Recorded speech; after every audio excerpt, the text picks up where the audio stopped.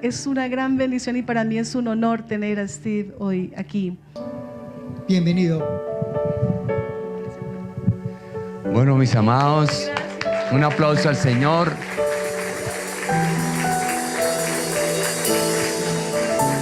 Hoy es un día especial y quiero decirle, ¿quién vive? A su nombre. Colombia ama a Israel. La iglesia cristiana evangélica está con Israel. Amén. Entonces yo estoy atento. Ven, Steve, ven. Un saludo de verdad en el nombre de Yeshua, ¿cierto? Y de verdad un aplauso por la vida de... Estamos atentos, Steve. Tiene todo el tiempo para que nos enseñe la palabra.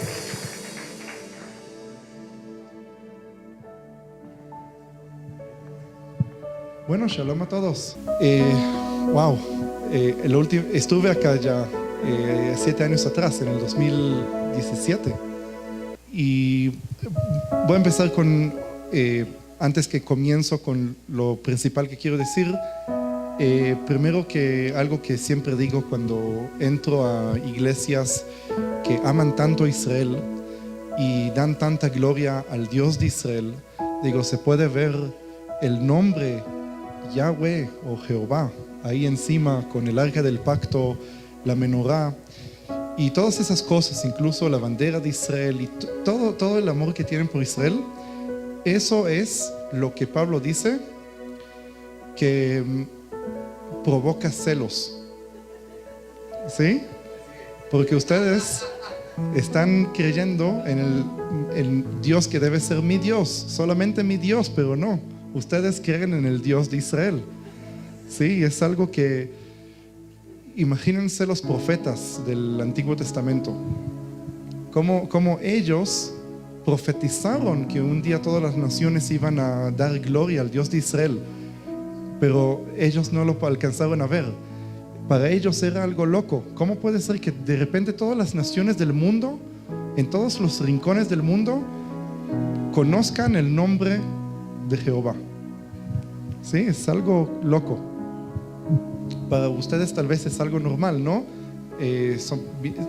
Aunque ustedes nacieron de nuevo, pero Colombia o toda Latinoamérica es todo considerado cristiano, ¿sí? Y entonces para nosotros, para ustedes tal vez no lo piensan de esa manera. Cuando nosotros hablamos de la herencia, vemos de que en la Biblia es algo que se repite. Digo, muchas veces en el Antiguo Testamento y en el Nuevo Testamento se habla mucho de una herencia.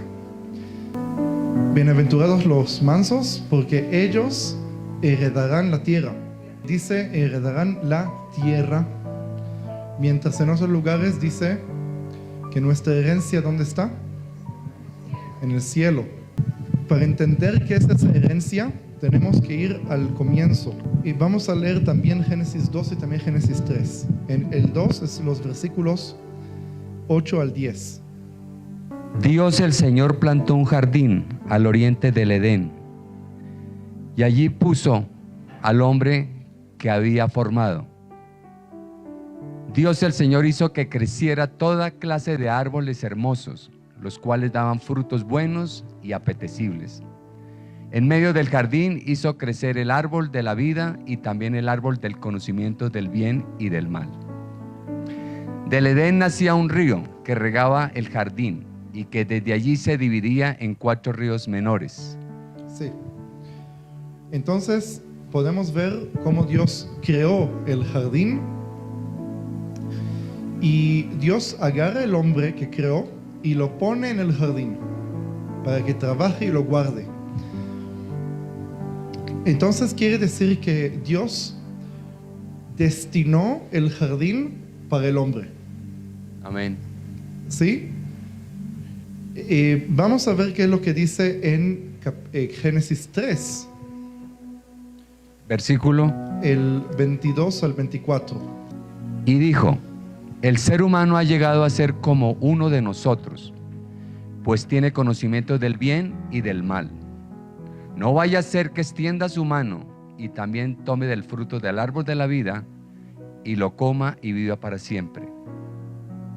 Entonces Dios el Señor expulsó al ser humano del jardín del Edén para que trabajara la tierra de la cual había sido hecho. Luego de expulsarlo, puso al oriente del jardín del Edén a los querubines y una espada ardiente que se movía por todos lados para custodiar el camino que lleva al árbol de la vida. Así que el hombre, el jardín del Edén estaba destinado para ser la propiedad y la casa del hombre. Entonces, ¿qué es lo que pasa cuando Dios echa al hombre del jardín? Técnicamente el hombre fuera del jardín está en el exilio. Y desde entonces, desde que Adán se fue echado, todos nosotros estamos en un exilio. Oh, santo. ¿Sí? Sí. Imagínense que esta tierra como donde estamos nosotros, puede ser que tenemos nuestras casas, pero no importa dónde vamos a vivir en esta tierra, no estamos en nuestra casa que Dios nos destinó. ¿Sí? Nuestro lugar original, natural, es el jardín del Edén. ¿Sí? Entonces, el hombre perdió su propiedad y muchos piensan que eso es un acto de castigo que Dios dio al hombre por causa del pecado. Pero en realidad, eso que Dios echó al hombre del jardín no es un castigo, es un acto de gracia. Porque ¿qué es lo que está escrito? De que del momento que el hombre cae en pecado, imagínense que Dios creó el hombre perfecto, porque Dios es perfecto, entonces lo creó el hombre en su imagen y semejanza. Del momento que el hombre dejó de ser perfecto, significa que ya no es la imagen y semejanza de Dios. Entonces, hay maldad dentro del hombre, ¿sí? Porque el pecado cambió la naturaleza del hombre. Y si el hombre iba a comer el fruto del árbol de la vida, iba a tener vida eterna. Y uno dice que hay malo en vida eterna. Pero si yo soy imperfecto y tengo pecado en mí, y como de ese árbol, vivo para la eternidad, imperfecto, con maldad dentro de mí. ¿Sí? ¿Y quién quiere vivir con maldad dentro de él para la eternidad? Si el hombre iba a comer de ese árbol, no iba a tener oportunidad de ser salvo. Porque la única forma de redimirse del pecado es morir y resucitar. ¿Cierto? Si el hombre iba a comer, no iba a poder morir. Iba a estar eternamente en su pecado.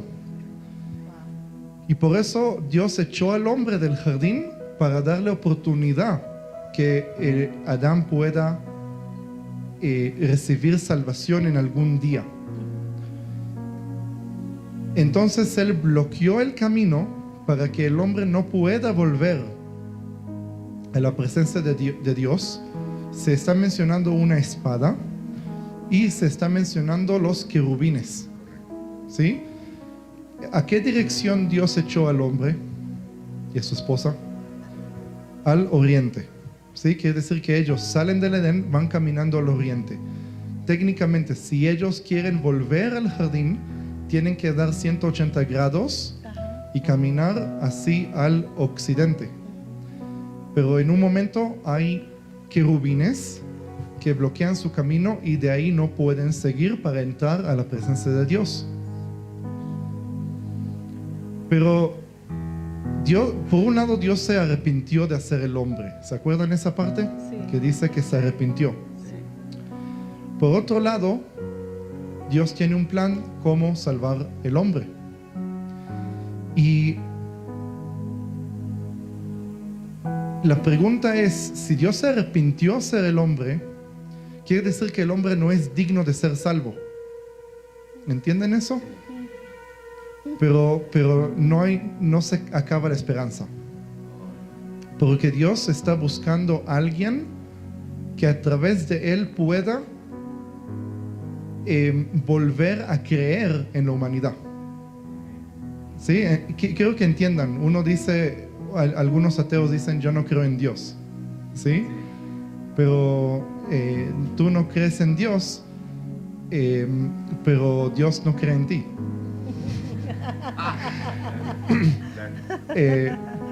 Lo que pasa es que Dios tiene que buscar alguna manera cómo creer de nuevo en la humanidad, en el sentido de buscar una opción de salvarlos. Dios buscó en toda la tierra a alguien que pueda ser digno de ser salvo.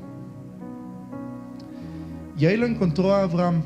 Digo, es verdad que a Abraham Dios le prometió una tierra, ¿cierto?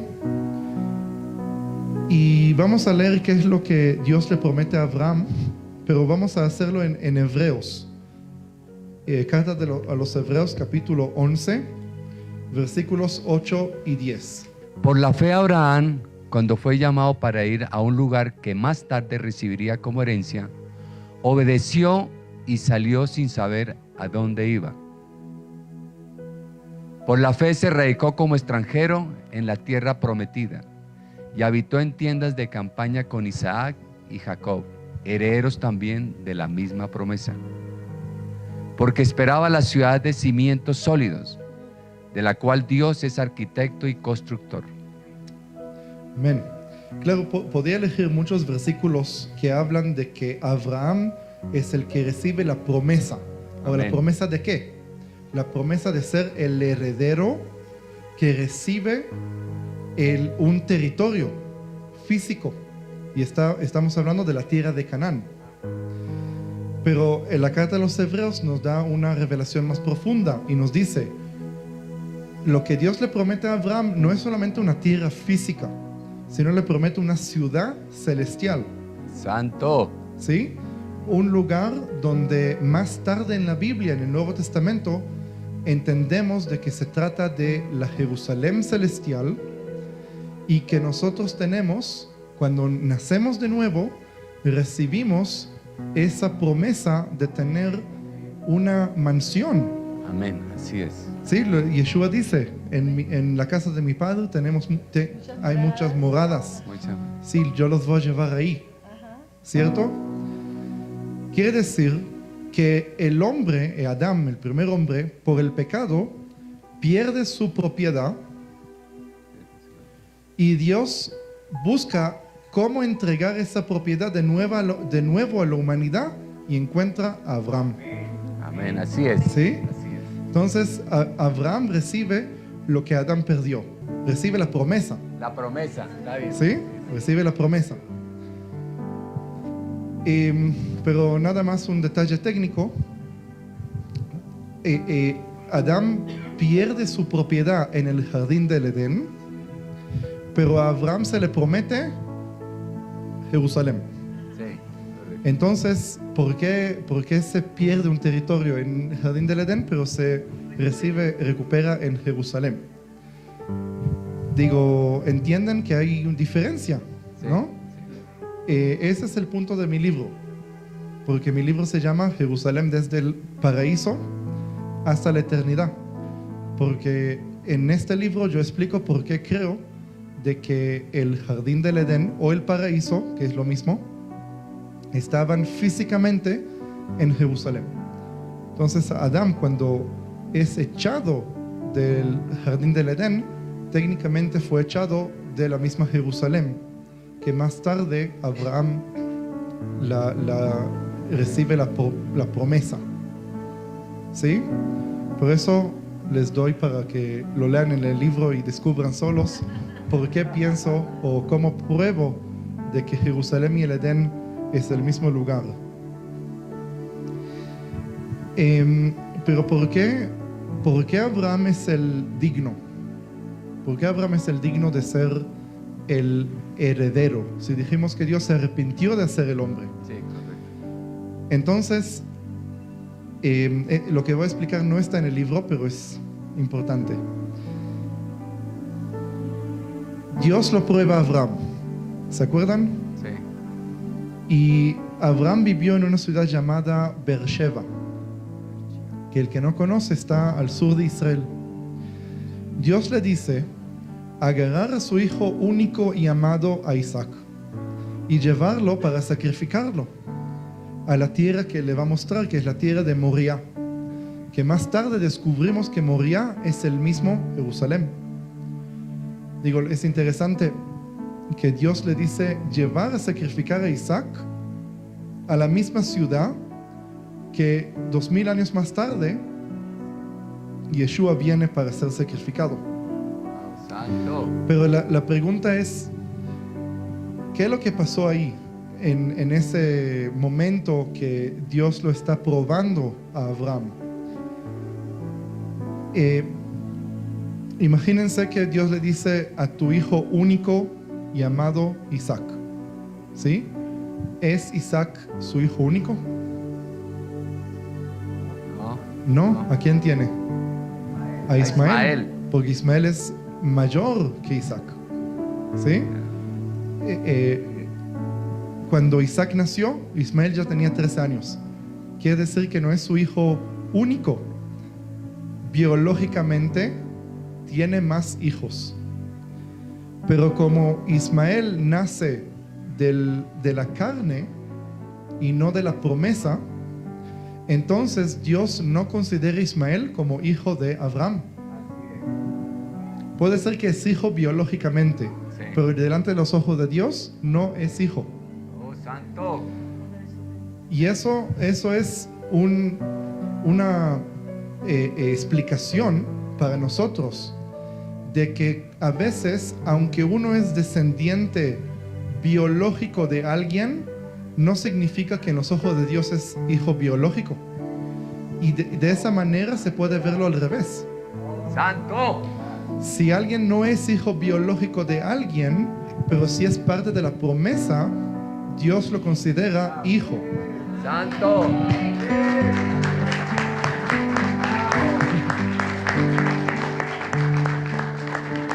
Por eso ustedes que no son, o la mayoría de nosotros, tal vez tú sí, que no son descendientes biológicos, físicos de Abraham, del momento que ustedes entran a la misma promesa que Dios que comparte con Abraham, o que ustedes comparten con Isaac, Ismael no está dentro de ese paquete, pero ustedes sí. Entonces están considerados hijos de Abraham.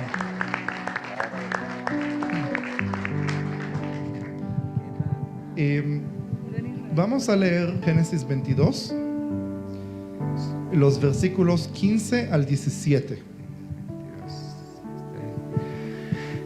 El ángel del Señor llamó a Abraham por segunda vez desde el cielo y le dijo: ¿cómo has hecho esto y no me has negado a tu único hijo? Juro por mí mismo, afirma el Señor, que te bendeciré en gran manera y que multiplicaré tu descendencia como las estrellas del cielo y como la arena del mar. Además, tus descendientes conquistarán las ciudades de sus enemigos. La palabra conquistarán, ¿sí? En hebreo no está conquistarán. En hebreo dice heredarán. Oh, yeah. Heredarán, ¿sí? Y es importante porque acá es donde Dios le dice a Abraham: no solamente la tierra de Canaán va a ser tu herencia, sino cualquier lado que vas a tener enemigos, vas a poder conquistar los enemigos y va a ser tu herencia también. Amén, amén, aleluya.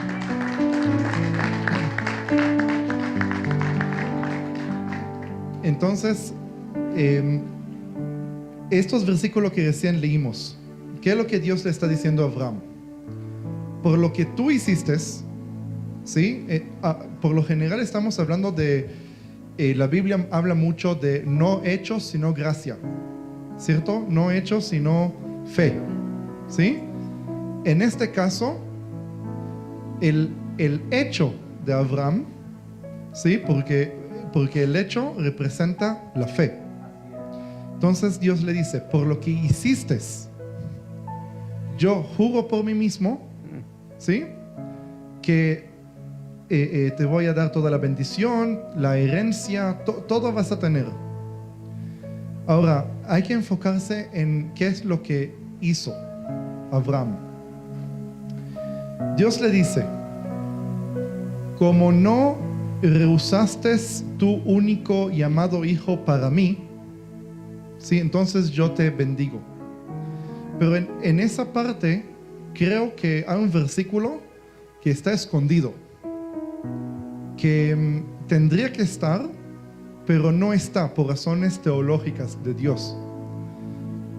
Y ese versículo se puede decir que aparece en otra parte de la Biblia. Y si lo conectamos allá, va a tener mucho más sentido. Amén.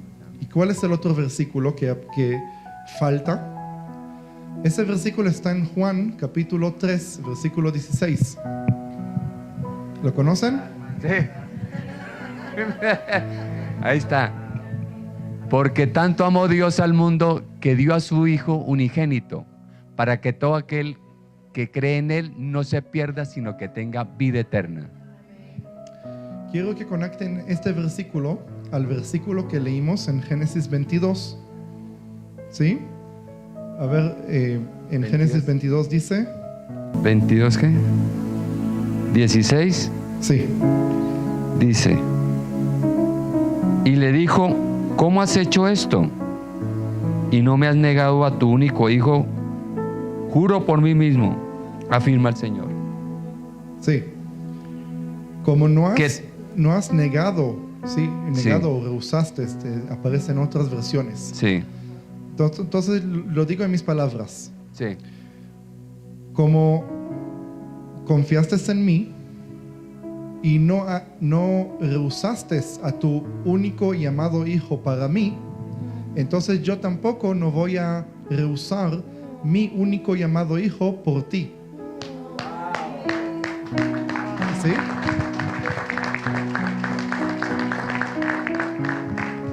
¿Entienden? Digo, la humanidad no es digna que Dios sacrifique a su hijo para ellos, porque Dios se arrepintió de hacer el hombre. Entonces Él buscó a alguien que es digno entregar su hijo a Él, y Él lo encontró a Abraham. ¿Sí? Abraham es el digno, y el ser el digno es el heredero. Él juró por sí mismo, porque si no iba a jurar por sí mismo, el pecado que tiene la humanidad no iba a permitir que el Mesías llegue. Porque imagínense, cuando el pueblo está en el desierto, ¿cuántas veces Dios quiso exterminar el pueblo de Israel totalmente? sí. Muchas veces, como 3 o 4 veces. Y cada vez que quiso hacerlo, dice: no lo voy a hacer por Abraham. Ay, ay, ay. ¿Sí? No lo voy a hacer por Abraham. Por Abraham. El pacto que tuvo. Si no fuera por Abraham, la humanidad no tenía esperanza. Santo. Por eso no es que estoy alabando o haciendo algo por Abraham, ¿sí? Pero Abraham es bueno, lo explico de esa manera. Entonces, ahora que entendemos esto, quería hablar acerca del tabernáculo. Dios le da a Moisés, le da los mandamientos, porque ¿cuál es el sueño que tiene Dios para el pueblo de Israel? ¿Qué es la expectativa que tiene Dios para el pueblo? Dios quiere habitar en el medio del pueblo, quiere vivir en el medio del pueblo, quiere estar ahí con el pueblo. Pero un problema: el pueblo es pecador, sí. Y Dios no puede habitar en donde hay pecado. Amén, así es. ¿Entienden eso? Sí, sí. Entonces, Dios quiere estar con el pueblo, pero no puede porque hay pecado. Hay pecado. Entonces entrega las leyes y les dice: tienen que ser santos como yo soy santo, para que pueda habitar dentro de ustedes. Sí, sí. Para que puedan ser santos, tienen que cumplir todos estos mandamientos. Obviamente que es imposible cumplir todos los mandamientos para ser santo. Por eso la ley no puede santificarnos. No, sea correcto. Pero ahí está el tabernáculo. Y el tabernáculo representa ese anhelo que tiene Dios a habitar dentro del pueblo, porque allí está la presencia de Dios. Así que el tabernáculo nos cuenta la historia de cómo nosotros debemos acercarnos y entrar a la presencia de Él. Ya. Entonces, en el tabernáculo hay 3 secciones. Los atrios, donde está el altar. Luego el lugar santo, donde está la menorá. Y luego el lugar santísimo, donde está el arca del pacto. Que técnicamente el arca del pacto representa el trono de Dios. Oh, yes. ¿Sí? Porque dice varias veces que el arca del pacto, no sé si alguna vez lo vieron de esa manera, pero dice el Dios que está sentado sobre el arca del pacto entre los querubines. ¿Sí? Pueden ver esos ángeles con las alas. ¿Sí? Esos son querubines. Ahora, hay querubines con muchas formas. No todos los querubines tienen nada más esta forma. Yo nunca vi querubines con mis ojos, pero lo que sí sé, que en el Antiguo Testamento hay 3 versículos que dicen que Dios está cabalgando encima de un querubín. ¿Sí? 3 veces en el Antiguo Testamento dice eso. Ahora, si un querubín tiene esa forma de un humano con alas, a mí me parece un poco raro que Dios esté cabalgando encima de los hombros de algún ángel que tiene forma de hombre. ¿Sí? Y por eso no creo que los querubines, específicamente los que aparecen en el arca del pacto, tienen forma de hombre, sino tienen forma de algún animal. ¿Sí? Animal con alas, porque sí dice que tienen alas. ¿Qué animal? Eso yo no lo sé. Pero en mi libro yo los dibujé. Bueno, no yo, mi esposa los dibujó. Yo le dije que mi esposa es la que hizo la portada. Se puede ver leones con alas. ¿Sí? Así yo me imagino los querubines.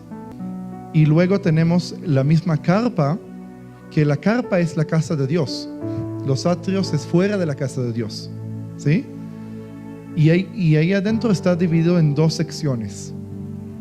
Ahora, en los atrios tenemos el altar que representa el lugar que nosotros vamos para expiar nuestros pecados. Porque nosotros no podemos entrar a la casa de Dios con pecado. ¿Sí? Tenemos que sacrificar y después que expiamos nuestros pecados, todavía nos queda las consecuencias del pecado ¿cómo se dice? Lo sucio del pecado. Y por eso hay ahí una fuente de agua. ¿Alcanzan a ver? Hay vacas y al lado de las vacas está la fuente de agua. Ahí uno se lava y eso es equivalente al bautismo. ¿Sí? Uno recibe la expiación de pecados a través de Yeshua y luego se bautiza. Digo, sí, el pecado ya no está, pero el bautismo es como limpiarnos de esa inmundicia. Ahora que estamos también perdonados y también limpios, podemos entrar a la casa de Dios. Y ahí está la menorá, pero hay también la mesa dorada con 12 panes.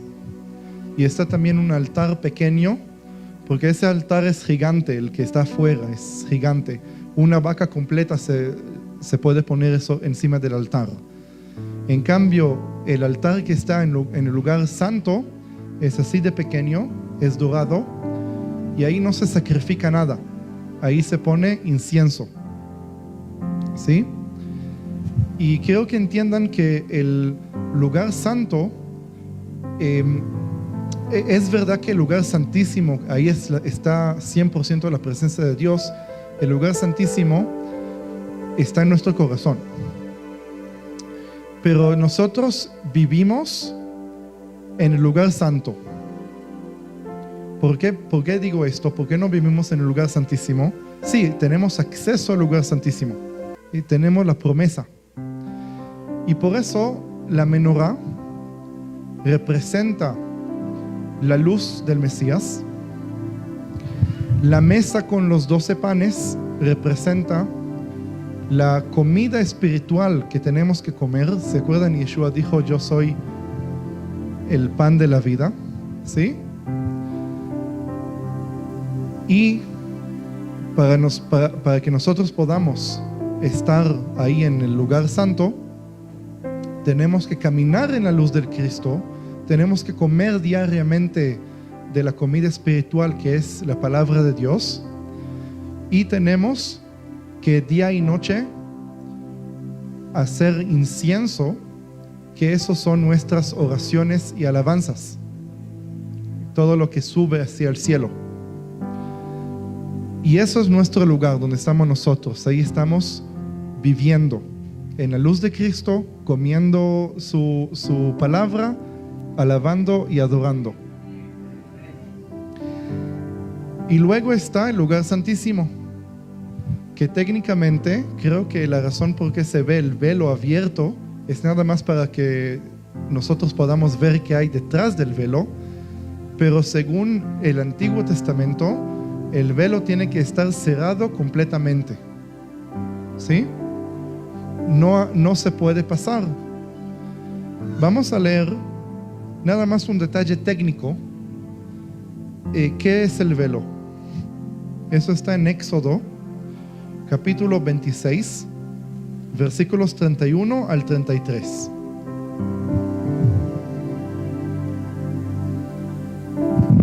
Versículo 26.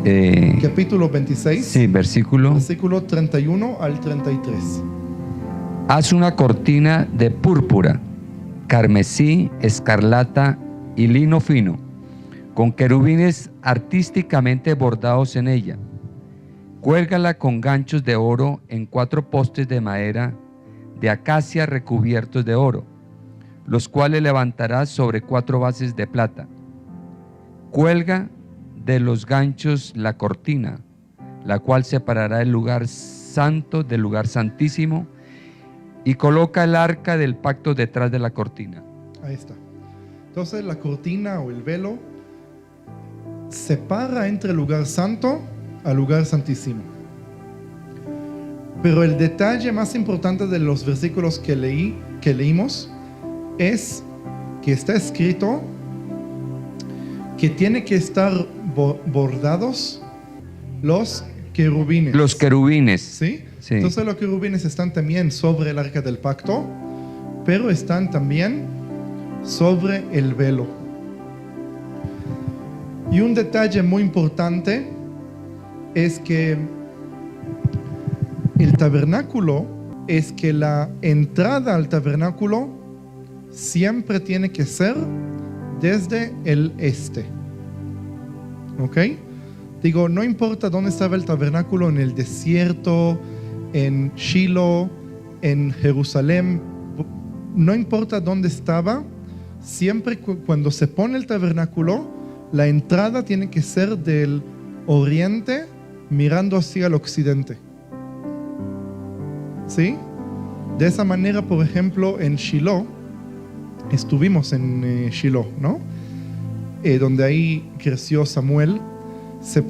Una de las razones que se encuentra y se sabe seguramente dónde estaba el tabernáculo es porque las medidas del tabernáculo, que mide 50 metros de largo y 25 metros de ancho, se encontró una plataforma que mide 50 metros de largo y 25 metros de ancho, y la dirección es este a oeste.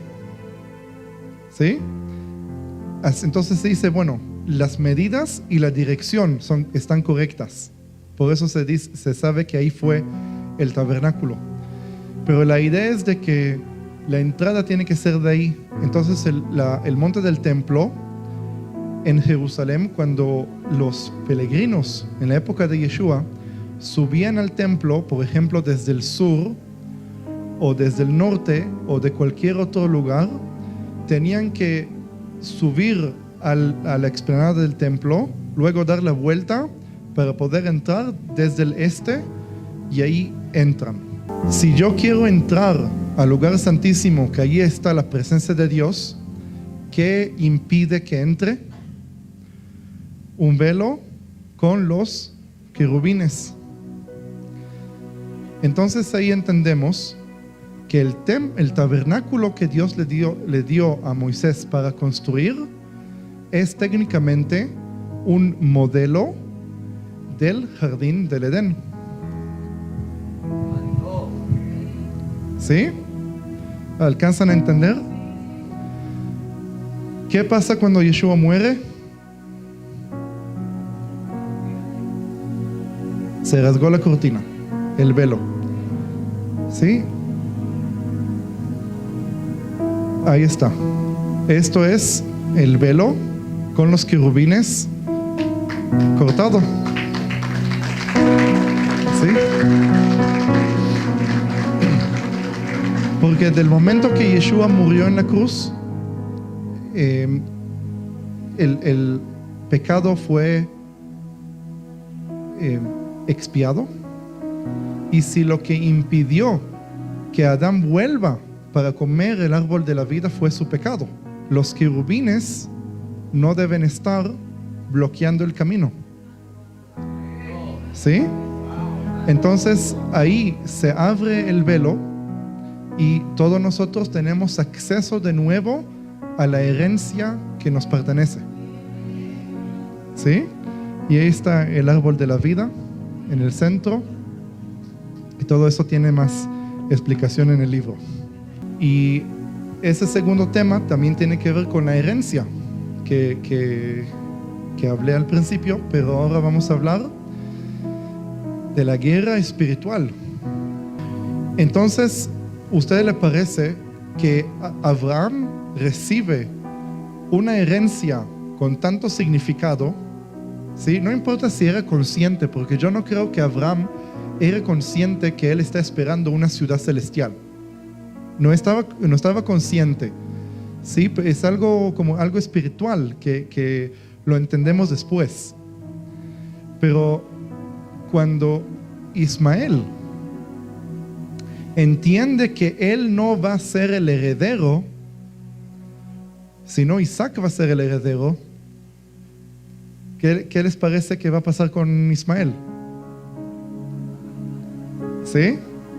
Luego tenemos la historia de Jacob y Esaú, que Esaú es el primogénito que debería tener la herencia. En cambio, Jacob recibe la herencia. ¿Qué les parece Esaú va a ser? El hijo de la carne persigue al hijo del espíritu. Y por eso, cuando hablamos de la herencia, no es tan así sencillo. No, hay una guerra de herencia. Vamos a leer Salmo 2. Dice la palabra: ¿por qué se sublevan las naciones y en vano conspiran los pueblos? Los reyes de la tierra se rebelan, los gobernantes se confabulan contra el Señor y contra su ungido. Y dicen: hagamos pedazos sus cadenas, librémonos de su yugo. El Rey de los cielos se ríe, el Señor se burla de ellos. En su enojo los reprende, en su furor los intimida y dice: he establecido a mi Rey sobre Sión, mi santo monte. Yo proclamaré el decreto del Señor. Tú eres mi hijo. Me ha dicho: hoy mismo te he engendrado. Pídeme, y como herencia te entregaré las naciones. Tuyos serán los confines de la tierra. Las gobernarás con puño de hierro, las harás pedazos como a vasijas de barro. Ustedes, los reyes, sean prudentes, déjense enseñar, gobernantes de la tierra. Sirvan al Señor con temor, con temblor ríndale alabanza. Bésele los pies, no sea que se enoje y sean ustedes destruidos en el camino, pues su ira se inflama de repente. Dichosos los que en él buscan refugio. Me gusta mucho el Salmo 2, porque el Salmo 2 es como un resumen de toda la guerra espiritual. Las naciones del mundo saben que un día Dios va a reinar sobre toda la tierra. Y cuando va a reinar sobre toda la tierra, todas las naciones del mundo se tienen que rendir, ¿se dice rendir? Rendirse delante de Dios. Porque mientras tanto, las naciones no se rinden. Las naciones hacen lo que quieren. ¿Sí? Entonces, como saben que un día van a tener que rendirse delante de Él, se unen con el propósito de evitar que eso pase. Evitar que se cumpla el plan de Dios. Ahora, ¿qué es el plan de Dios? ¿Qué es lo que Dios está diciendo en Salmos 2? Que esos enemigos tratan de pelear, pero Dios se burla de ellos porque Él va a cumplir su plan. ¿Y cuál es su plan? 6. He establecido a mi rey sobre Sión, mi santo monte. Ese es el versículo clave. Ese es el versículo clave. Otra vez, porque yo he establecido a mi rey sobre Sión, mi santo monte. ¿Sí? Digo, ese es el plan de Dios, establecer al su rey sobre el monte Sión. Porque mientras tanto, ese rey no está sobre el monte Sión. Y mientras no está sobre el monte Sión, las naciones hacen lo que quieren. Oh, sí. Del momento que ese rey se establece, ¿lo dije bien? Sí, se establece. En el monte Sión, que Él esté presente, que su planta de su pie toque físicamente el monte Sión, ahí se acaba el tiempo a las naciones. ¿Sí? Quiere decir, vamos a entender lo que dice. Las naciones saben que si Yeshua vuelve a la tierra y establece su reino de 1000 años, va a tener que someterse bajo Yeshua. ¿Sí? Entonces, ¿qué ellos quieren hacer? Evitar que baje. Ahora está en el cielo, un día va a bajar, lo que quieren hacer, evitar que baje. ¿Sí? Luego dice que Él va a venir y los va a destruir a todas esas naciones que van a pelear contra Él. Pero lo que yo digo es que estos versículos es la mejor explicación más sencilla para entender la guerra espiritual que está sucediendo en este mundo. Porque en este mundo, bueno, del momento que el hombre fue echado del jardín del Edén, este mundo fue entregado a Satanás. Él domina, él hace lo que quiere. Eso es lo que le dice a Yeshua. A mí fue entregado todos esos reinos. ¿Sí? Entonces, Él quiere que esta tierra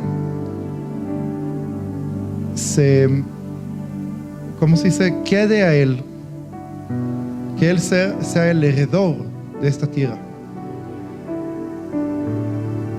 Hasta que vino Yeshua, el espíritu del Satanás, que le podemos decir el espíritu del anticristo, es lo que dominaba. Cuando viene Yeshua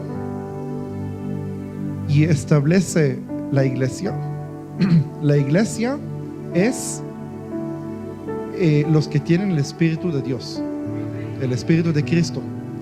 Desde que viene Yeshua, el espíritu del anticristo ya tiene oposición. ¿Sí? El Espíritu de Dios invadió el territorio que le perteneció a Satanás. Entonces, hay una guerra espiritual entre el Espíritu de Cristo y el Espíritu del anticristo. Ahora, ¿qué les parece? ¿Cómo Satanás o el espíritu de Satanás puede evitar que Yeshua vuelva? Ahí está. Dios hizo promesas al pueblo de Israel. Y hay que entender que si Dios no cumple sus promesas a Israel, entonces Yeshua no vuelve. Digo, el por qué y cómo lo explico en el libro, ¿sí? Pero la idea es de que Israel la idea es que Israel es la herramienta de Dios para traerlo a Yeshua por segunda vez. Y no tiene nada que ver con el corazón que tiene el pueblo judío. No tiene que ver si el pueblo judío es creyente o no. No tiene que ver si son buenos o justos o si son malos o malvados. Porque eso tiene que ver con la promesa de Dios y Dios es fiel con su promesa. Entonces también, si tenemos la historia del hijo pródigo que se fue de su padre, hizo lo peor que puede hacer un hijo, el padre siempre lo va a aceptar, no importa qué, porque no tiene nada que ver con los hechos o con la fe de ellos, tiene que ver con la promesa. Y esta es la respuesta. Digo, se puede leer Ezequiel 39, ¿sí? Que ahí Dios dice, no piensen que yo los voy a traer a la tierra porque ustedes son justos. No, yo lo hago por mi nombre, ¿sí? Y por eso no tiene nada que ver con los hechos del pueblo judío. El tiempo de los judíos ha llegado para que Dios cumpla su promesa. Y ahí, del momento que el pueblo judío viene, esto es un paso necesario para que Yeshua vuelva.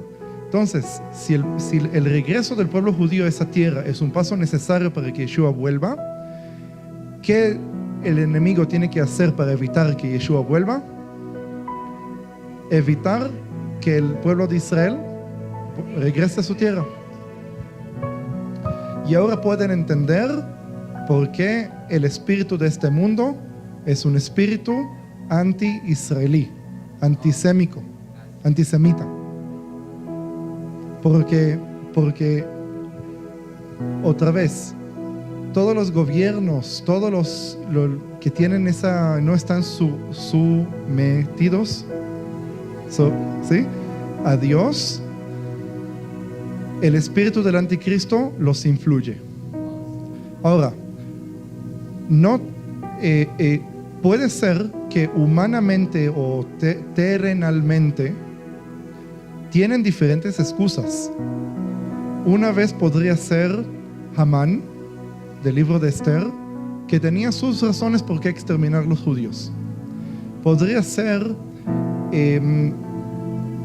una lista larguísima de gente que quiso exterminar los judíos. Si fuera Hitler, que dijo, porque los judíos es una raza, ¿cómo se dice?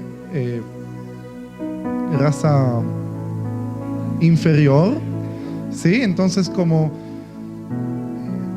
la idea de Hitler era de la darwinista, ¿sí? De la evolución, de que las razas que son buenas tienen que sobrevivir, las razas inferiores tienen que desaparecer, ¿sí? Eso fue la ideología de Hitler. Ahora, no es que Hitler dijo, no, yo voy a exterminar al pueblo judío para que no vuelva Yeshua. Eso no es eso. Pero lo que quiero decir es que cada uno tiene una excusa. Si es el Islam, tiene la ideología musulmana, ¿por qué odiar a los judíos? Si es los católicos, también ellos tienen sus argumentos por qué odiar los judíos, ¿sí? Cada uno tiene otro argumento, otra excusa. Pero lo que motiva a todos ellos odiar judíos es el espíritu del anticristo, porque sabe que si los judíos existen, y vuelven a su tierra. Yeshua vuelve y todas las naciones van a tener que someterse a Yeshua. ¿Sí? Amén.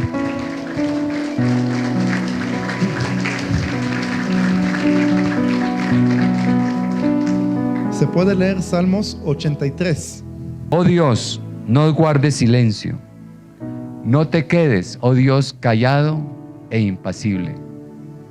Mira cómo se alborotan tus enemigos, cómo te desafían los que te odian.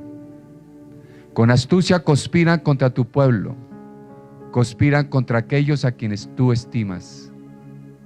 Y dicen: vengan, destruyamos su nación, que el nombre de Israel no vuelva a recordarse.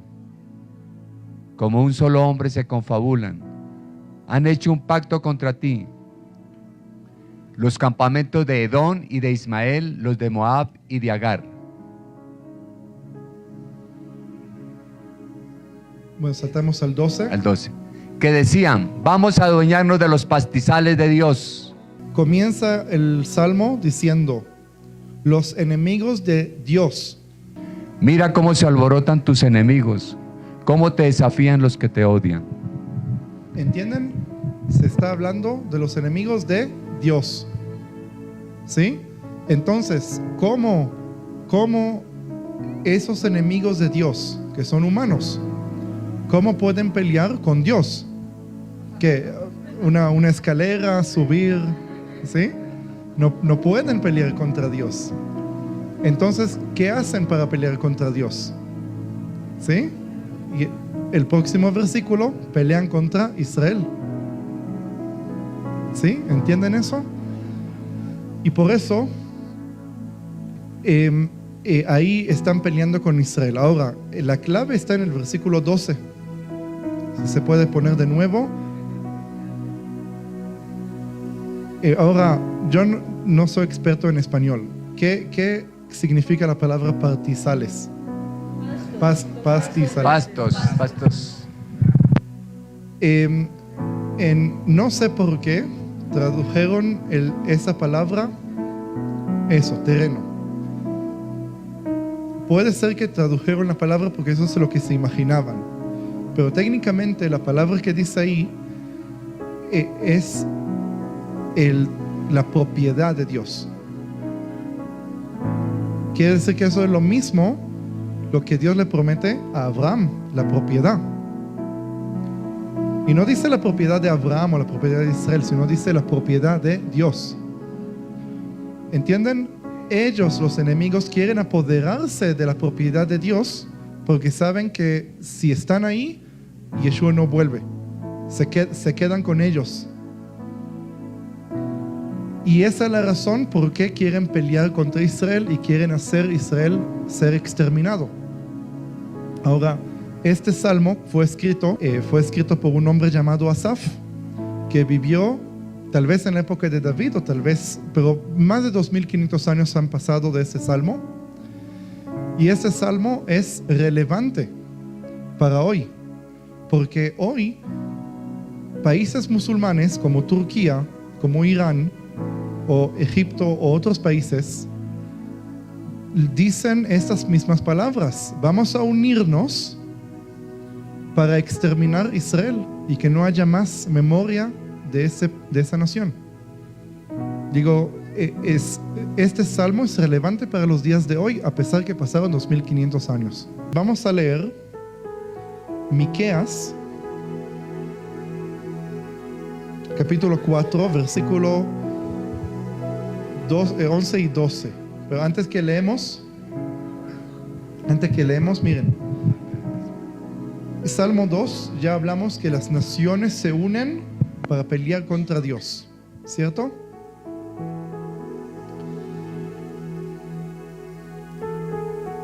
Y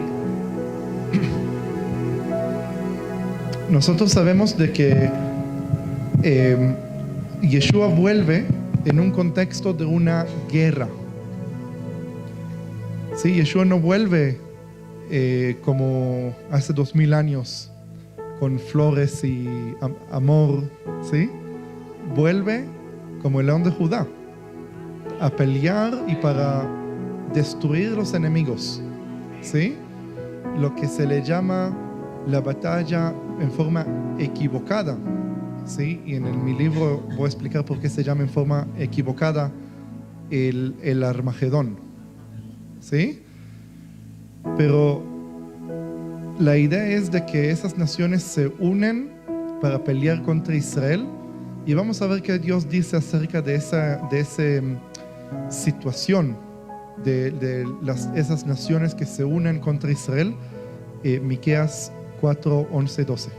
Ahora muchas naciones se han reunido contra ti y dicen: que sea profanada Sión, disfrutemos del espectáculo. Pero ellas no saben lo que piensa el Señor, ni comprenden sus designios. No saben que Él las junta como a gavillas en la era. No sé si saben lo que es una era. Es un lugar donde se junta el trigo para trillar, ¿sí? ¿Y qué es trillar? ¿Cómo se trilla? Pisando, ¿sí? Entonces Dios tiene un plan perfecto, porque ¿qué va a pasar? Todas esas naciones, como leímos en Salmos 2, quieren llegar a Sión para evitar que Yeshua vuelva por segunda vez. Se unen para hacer eso. Entonces Dios dice: yo sé que ellos tienen ese interés, llegar ahí, pero yo tengo otro plan. Yo voy a provocar que ellos vengan.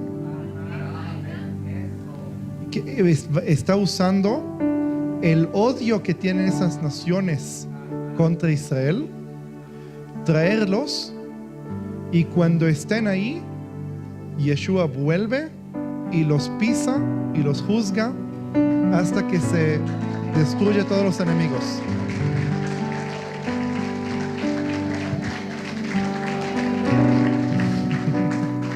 Le damos gracias a Dios por la vida de Steve. Yo quiero decirle que gracias, Steve. Con mucho gusto. Le voy a contar algo. Estábamos en Gadi, ¿cierto?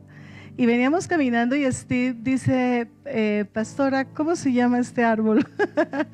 Y le digo: no tengo ni idea. Me dice que se llama Shita. Y cuenta por qué se llamaba así.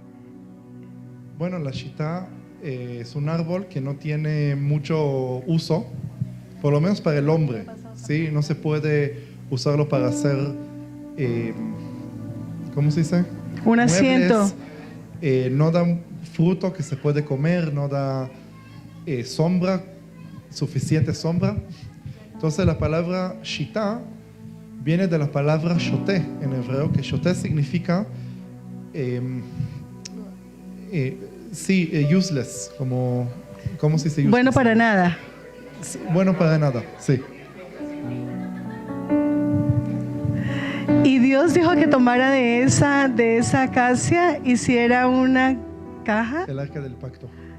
Y nos revistió de oro. Sí. Puso de su palabra, puso de su autoridad, puso de su maná, y permitió que guardáramos en nosotros la preciosa presencia de su Santo Espíritu. Cuando yo voy a Israel y Dios me permite estar con Steve, cada momento es tan especial. Entramos en tiempos de adoración y literalmente muchos a veces critican a Israel, pero yo le invito a que usted un día vaya, camine donde Él caminó, vaya donde murió, donde resucitó, donde ponía su barca, donde hablaba, y usted pueda ver qué linda y hermosa tierra y qué lindo y hermoso el Dios que tenemos. Yo quiero decirle que Steve es descendiente de Leví, la tribu que Dios dijo solo ellos pueden entrar al lugar santo. De las 12 tribus, Dios escogió la tribu de Leví y le dijo: a ellos no le den herencia, yo soy su herencia. Y Dios dijo: solo los levitas pueden entrar y tocar los santos, servir, oficiar. Las palabras Él viene de la familia de Aarón, de Leví, por cuanto es levita. Así que Dios dijo que a la nación que fuera, un levita seguiría siendo un levita, un maestro. Y hoy nosotros nos sentimos honrados de tener un levita en el altar de esta casa y a ustedes escuchando. Así que extienda sus manos, vamos a bendecir a Steve en esta mañana. Señor, Baruch Hashem, te damos gracias por la vida, Señor, mi Dios amado de Steve. Vamos, Osherebeken, Darabrasia, Arabrasia, Arabrasia. Pastor Fabito, vamos a ponernos de pie, vamos a mirar al oriente. Teo, ven aquí al altar. Hoy es el primer día, comenzó ayer a las 6 de la tarde, Adar 2. Hoy es día de Rojo Des, cabeza de mes. Es tiempo de bendición. Vamos a mirar hacia el oriente y vamos a bendecir la nación de Israel. Vamos a hacer una oración antes de tocar el shofar que dice: Baru ata Adonai Eloheinu melech haolam aker kedishanu lismo akol shofar. Bendito eres tú, nuestro Rey del universo, que nos santificas con tus mandamientos y nos ordenas a escuchar la voz del shofar. Y tú, Yeshua, eres el gran shofar, y ese gran shofar se escuchará cuando Él retorne, cuando Él regrese. Se escuchará ese estruendo y todo ojo le verá y toda lengua confesará que Yeshua HaMashiach es el Señor.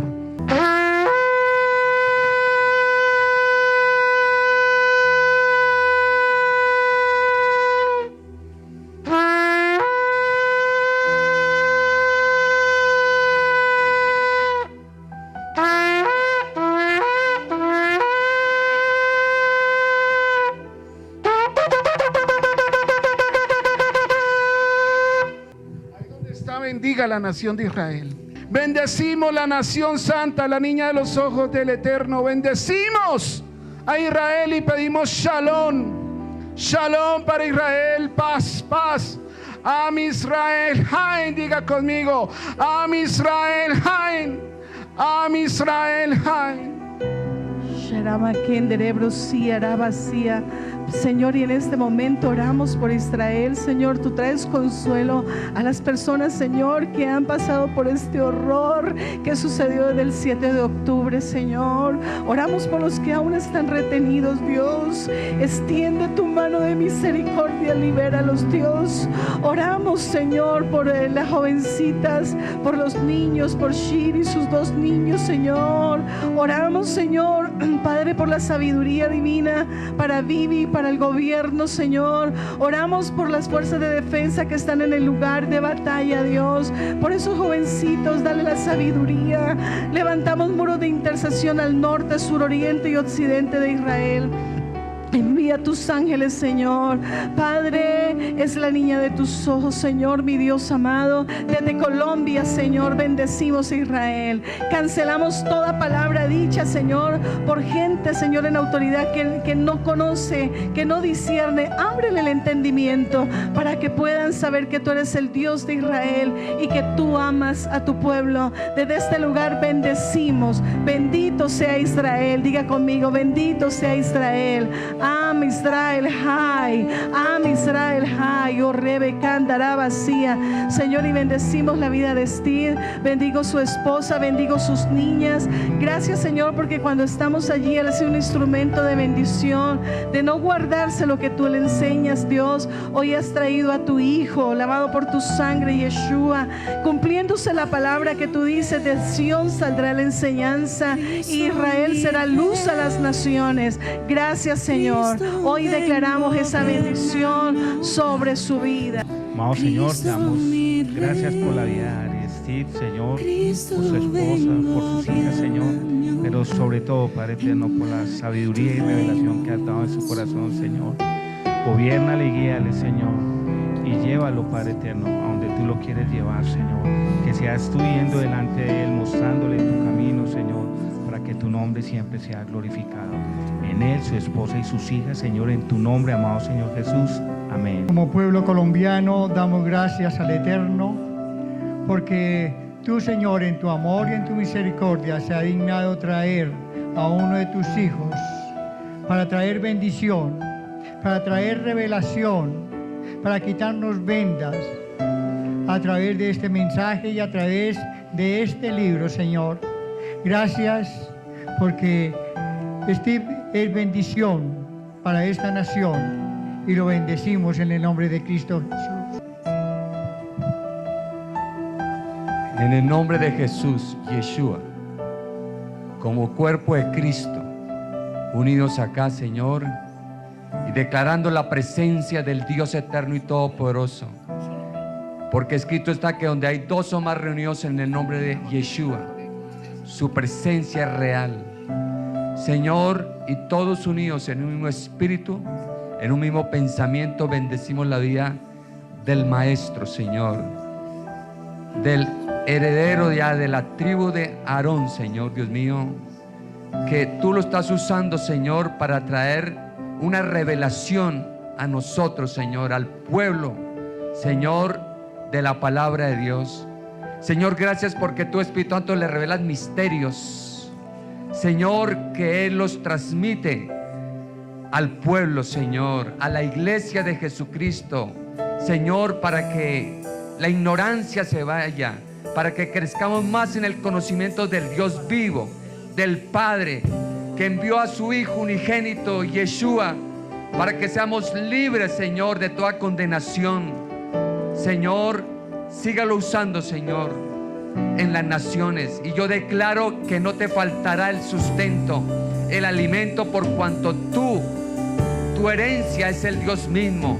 Son las riquezas del cielo, son las riquezas del Rey de Gloria, que te sostendrá a ti, a tu esposa, a tus hijas, a tu descendencia, porque no te faltará el alimento, porque yo soy tu Dios que te sustento, yo soy tu Dios que te doy fuerzas, que te doy revelación de mi palabra, y por cuanto me has creído, Señor, sígalo usando como esa trompeta en la revelación de esas profundidades de la palabra, para que seamos libres y conozcamos al Dios vivo y santo de Israel, Señor.